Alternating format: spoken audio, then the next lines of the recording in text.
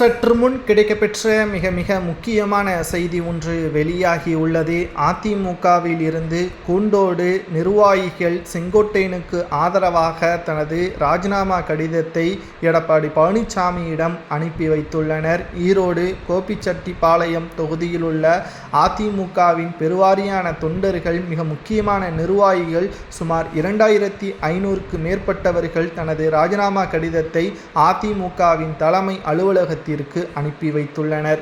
இதற்கு மிக முக்கியமான காரணம் செங்கோட்டையனை கட்சி பதவியிலிருந்து நீக்கியதுதான். இதை கண்டிக்கும் விதமாக தங்களது பதவிகளையும் ராஜினாமா தானாக முன்வந்து செய்துள்ளனர்.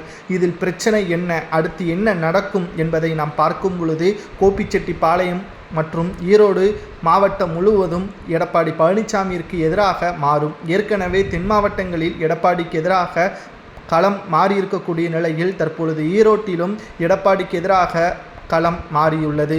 இதனால் ஏற்கனவே 2000, 4000 ஓட்டுக்களில் தோல்வியடைந்த அதிமுக தற்பொழுது பெருவாரியான ஓட்டுக்களில் அதிமுக தோல்வியும் பெறும்.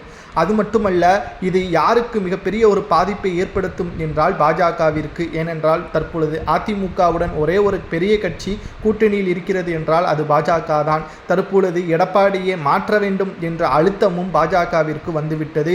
மேலும் செங்கோட்டையனின் பதவியை மீண்டும் அவரிடம் ஒப்படைக்க வேண்டும். அதேபோல் அதிமுகவில் இருக்கக்கூடிய கட்சியிலிருந்து நீக்கப்பட்ட மீண்டும் கட்சிக்கு வரக்கூடிய தொண்டர்களையும் நிர்வாகிகளையும் அழைத்து வர வேண்டும். இல்லை என்றால் எடப்பாடி பதவி மாறும் என்பதற்கேற்ப தனது ராஜினாமா கடிதத்தை கொடுத்த 2500க்கு மேற்பட்டவர்கள் தங்களது கருத்துக்களை பதிவு செய்துள்ளனர்.